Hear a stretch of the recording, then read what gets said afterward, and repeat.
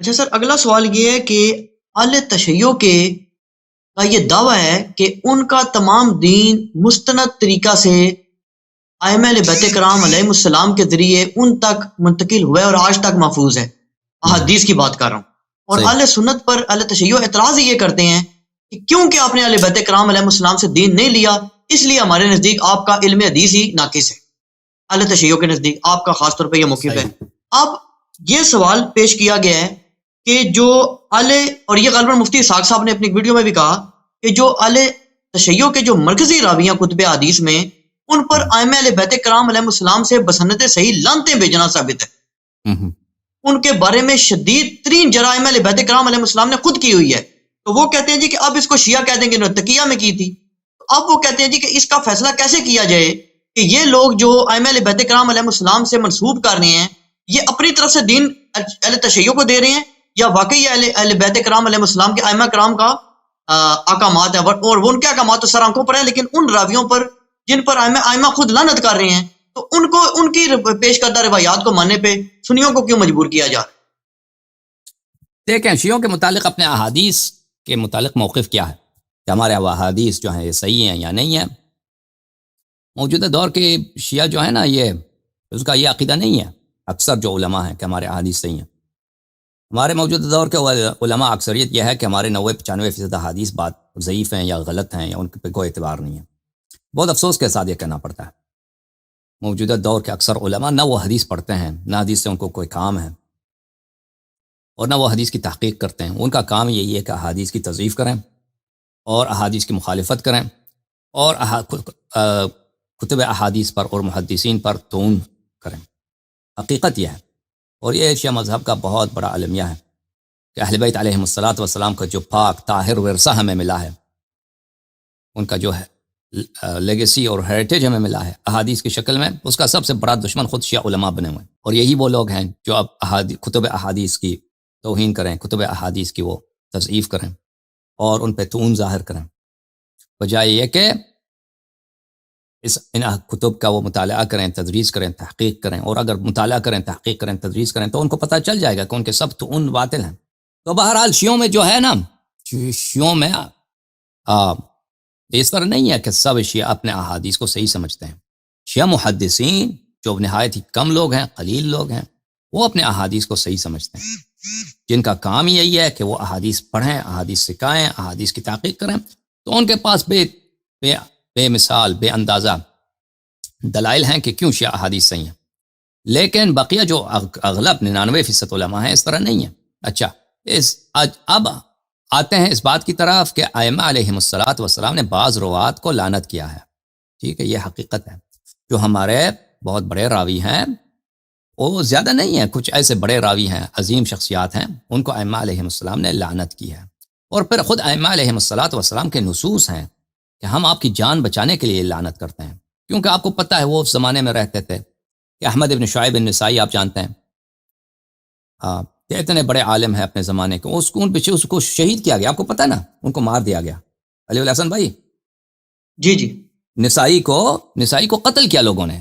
وہ شیعہ تو نہیں تھا، وہ اپنے زمانے کا سب سے بڑا محدث تھا. اس جیسا محدث کم تھا، یعنی پورے مصر میں اس جیسا محدث نہیں تھا. اور پھر وہ بہت بڑا حافظ، ثقہ، اہل عبادت، اس سے صرف یہ ڈیمانڈ کیا گیا کہ آپ جو ہے معاویہ کی شان میں حدیث سنائیں. اس نے کہا معاویہ کی شان میں میرے پاس حدیث نہیں ہے. تو اس کو اتنا مارا. مثلا ایک دفعہ کسی عالم کے آپ یہ مسجد سے نکال بھی دیں، اس کی بڑی بے عزتی ہے. ٹھیک ہے نا، آپ کسی مولوی کو مسجد سے نکال دیں، اس کی بے عزتی نہیں ہے علی الحسن صاحب؟ جی بالکل بےزتی ہے، بہت بے عزتی. اس کو مارنا، اب اس کو مار دیں، اس کی تو باری نہیں ہے. بھائی وہ مارنے سے بدتر ہے کہ اس کو مسجد سے نکال. ان لوگوں نے اس کو اتنا مارا، اس کو زخمی کر دیا، اسی زخموں سے وہ مر گیا. جب وہ اپنے بڑے عالم کے ساتھ یہ کر سکتے ہیں اس زمانے میں، اور حکومتیں بھی ایسی حکومتیں کہ نہایت ہی ان معاملوں پہ حساس. تو ان وقتوں میں شیعہ جو آپ کی خدمت پہ عرض کریں، جو بڑے راوی تھے، جن کی وثاقت، جن کی عظمت ہمارے نزدیک ثابت ہیں، یعنی ایسے روات ہیں جن کے ہزاروں کے ہزار احادیث ہیں. ائمہ طاہرین علیہ السلام نے ان کی تعریف کی ہے، ائمہ طاہرین علیہ السلام نے ان کی مجد کی ہے. اور شیعہ جو محدثین تھے مختلف ادوار میں، ان کے قریب العہد تھے، بعد میں تھے، انہوں نے ان کی توثیق کی ہے، ان کی روایات نقل کی ہے، ان کی مجد کی ہے، ان کی ثنا کی ہے، ان کی تعریف کی ہے، ان کی صحیح عقیدہ ہونے کی اور ان کی ثقہ ہونے کی بار بار تاکید کی ہے. تو ایسے لوگوں کے متعلق اگر ایک دو حدیث آ جاتا ہے کہ اس میں لعنت ہے، لعنت ہے ان کی، پھر ائمہ علیہ السلام سے خود روایت آ جاتا ہے کہ ہم نے ان کو اس لیے لعنت کی ہے کہ ان کی جان بچ جائے، بھلے ان کی جان بچ جائے، تو وہ تو پتہ چل جاتا ہے، پھر اس میں تو شک نہیں رہتا نا. اگر کوئی ایسا شخص ہو جس کی حدیث کم ہے، مثلا احادیث نہیں ہے، محدثین نے اس کے احادیث نقل نہیں کیے، احادیث نقل کیے ہیں تو کسی نے اس کی توثیق نہیں کیا، ٹھیک ہے نا. اگر اس کے متعلق کوئی ایسی حدیث آ جائے کہ امام علیہ السلام کہتے کہ یہ ملعون ہے، یہ جو ہے صحیح آدمی نہیں ہے، پھر تو صحیح ہے، پھر تو انسان شک کر سکتا ہے کہ بھئی یہ اس کو چھوڑ دیں گے. لیکن ایسے شخصیات کے نزدیک جو بڑے محدث تھے، بہت بڑے شخصیات تھے، تو ان کے متعلق جب ایسے احادیث آ جاتے ہیں، مثلا میں آپ کو یہ دکھاؤں، مثلا زرارہ ہیں، یہ اختیار معرفت الرجال ہیں، رجال کشی ہے، چاپ مؤسسہ النشر الاسلامی. یہاں پر کچھ احادیث ہیں جس میں زرارہ کو لعنت کیا ہے امام علیہ السلام نے. ملاحظہ فرمائیے یہاں پر صفحہ نمبر 134 حدیث نمبر 27، یہاں پر امام علیہ السلام نے فرمایا لعن اللہ زرارہ، لعن اللہ زرارہ، لعن اللہ زرارہ، زرارہ پہ لعنت، زرارہ پہ لعنت، زرارہ پہ لعنت، ٹھیک ہے نا. پھر اس کے بعد صفحہ نمبر 127 میں یہ حدیث ہے، حدیث نمبر 14. اچھا، روایت کرتے ہیں یہاں پر کہ امام صادق علیہ السلام نے عبداللہ ابن زرارہ کے بیٹے سے یہ کہا کہ اپنے والد کو میری طرف سے سلام کہہ دے اور ان سے کہہ دے انما اعیبک دفاعا منی عنک، کہ میں آپ کا عیب بیان کرتا ہوں، آپ کو لعنت کرتا ہوں آپ کی جان بچانے کے لیے، آپ کی اپنی بلائی کے لیے کام کرتا ہوں. کیونکہ فإن الناس والعدو يسارعون إلى كل من قربناه وحمدنا مكانه، کیونکہ جس شخص کی ہم تعریف کریں اور اس کو اپنا مقرب بنائیں تو جو عام مسلمان ہیں، جو متعصب لوگ ہیں اور جو ہمارے دشمن ہیں، وہ اس شخص کو جان سے مارتے ہیں، وہ شخص کو جان سے مارتے ہیں اور اس کو اذیت کرتے ہیں. اور وہ صرف اسی وجہ سے کہ شیعوں کے امام نے اس شخص کی تعریف کی، یہ شیعوں میں ایک بڑا شخصیت ہے، اس کو مار دو، ٹھیک ہے نا، اس کو جان سے مار دو. ہمارے دشمن اور عام جو کٹر جو ناسوی ٹائپ کے مسلمان ہیں وہ اس طرح کرتے ہیں. اور ہم جس شخص کی برائی بیان کرتے ہیں تو یہ ان کو اس کو چھوڑ دیتے ہیں، ہمارے مخالفین اس کو چھوڑ دیتے ہیں. تو اس لیے ہمیں یہ کرنا پڑتا ہے، یہ خود منسوس ہے، ٹھیک ہے. پھر اس کے علاوہ یہ تو ثابت ہے، یہ ثابت ہے. اب آپ اپنے آپ کے اپنے ہاں دیکھیے، آپ کے اپنے ہاں دیکھیے کہ بہت سارے آپ کے جو روات ہیں، ان کے جو عقائد ہیں، میں اگر آپ کو دکھاؤں، بھلے آپ کے جو روات ہیں وہ ان میں سے بہت سارے ہیں جو خارجی ہیں. مثلا خارجی کے متعلق حدیث ہے رسول اللہ صلی اللہ علیہ وسلم کہ وہ کیا ہیں، وہ کلاب اہل النار، جہنم کے کتے ہیں، وہ دین سے خارج ہوتے ہیں جس طرح تیر جو ہے وہ کمان سے نکل جاتی ہے.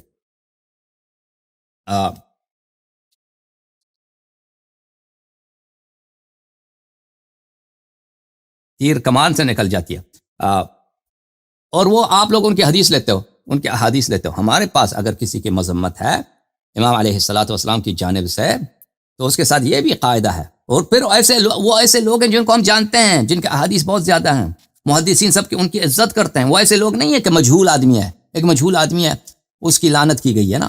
ایک ایسا شخص ہے، ہم اس کو جانتے ہیں کہ یہ بہت مقرب ثقہ انسان ہے، اس کے احادیث بہت زیادہ ہیں، سب اصحاب ائمہ علیہ السلام اس کی عزت کرتے تھے، اور اسی کے متعلق لعنت صادر ہے، اسی کے متعلق لعنت صادر. اس کے بعد یہ توجیہ بھی ہے امام علیہ السلام کی جانب سے کہ ان کی جان بچانے کے لیے ہم نے ان کی لعنت کیا.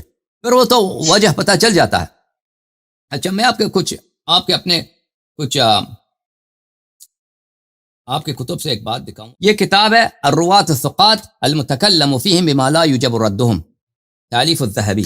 ذہبی صاحب کی یہ کتاب ہے کہ وہ ثقہ راوی جن کے متعلق لوگوں نے جرح کی ہے، لیکن ان کی روایت ان کی جرح کی وجہ سے رد نہیں ہوتی. یہاں پر اس کے مقدمے میں صفحہ نمبر 23 میں وہ فرماتے ہیں کہ میں نے اپنے کتاب میزان الاعتدال میں بہت سارے راویوں کو جو ثقہ ہیں، جو رجال بخاری میں سے ہیں، رجال مسلم میں ہیں، اور بخاری اور مسلم کے نزدیک وہ کیا ہیں، وہ حجت ہیں، اور ان کو میں نے ذکر کیا تھا، اور ان میں سے بہت سارے ایسے ہیں جو دوسرے کتب میں ان کی جرح کی گئی ہے، ان کی جرح کی گئی ہے.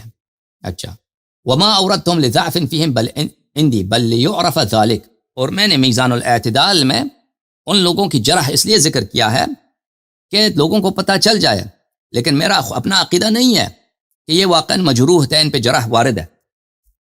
وما زال يمر بي الرجل الثبت وفيه مقال من لا يعبأ به، بہت سارے ایسے کہتے ہیں میرے پاس ایسے روات ہیں کہ وہ ثقہ ہیں لیکن ان کے متعلق جرح موجود ہے، لیکن ان جرح پہ ہم اعتنا نہیں کرتے. پھر وہ فرماتے ہیں لو فتحنا هذا الباب على نفوسنا لدخل فيه عدة من الصحابة والتابعين والأئمة، اگر ہم یہ بات کھول دیں کہ جرح کے روات کی جرح ہے، فلانی راوی کی جرح ہے، فلانی راوی کی جرح ہے، فلانے نے فلانے کی جرح کی ہے، تو اس میں بہت سارے صحابہ داخل ہو جائیں گے، تابعین اور علم حدیث کے امام داخل ہو جائیں گے. فبعض الصحابة كفر بعضهم بتأویل ما، صحابہ نے ایک دوسرے کی تکفیر کی ہے، تعویل کی وجہ سے بعض ان کی دلائل تھے، انہوں نے تکفیر کیا. واللہ یرضی عن الکل ویغفر لهم، اللہ سب کو بخشتا ہے، مغفرت کرتا ہے. فما بمعصومین وما اختلافهم ومحاربتهم بالتي تلینہم عندنا اصلا، اور ان کی جو آپس میں اختلافات ہیں وہ ان ضعف کا سبب نہیں. ٹھیک ہے نا. یہ کیا کہتے ہیں کہ اگر ہم یہ دروازہ کھولتے ہیں تو بہت سارے صحابہ جرح جو وارد ہوئی ہے، ہر جرح کو اگر ہم سنیں، ہر جرح پر ہم اعتماد کریں، تو بہت سارے علم حدیث کے جو ائمہ ہیں، تابعین ہیں، اس میں داخل ہو جاتے ہیں. اچھا، اور مزید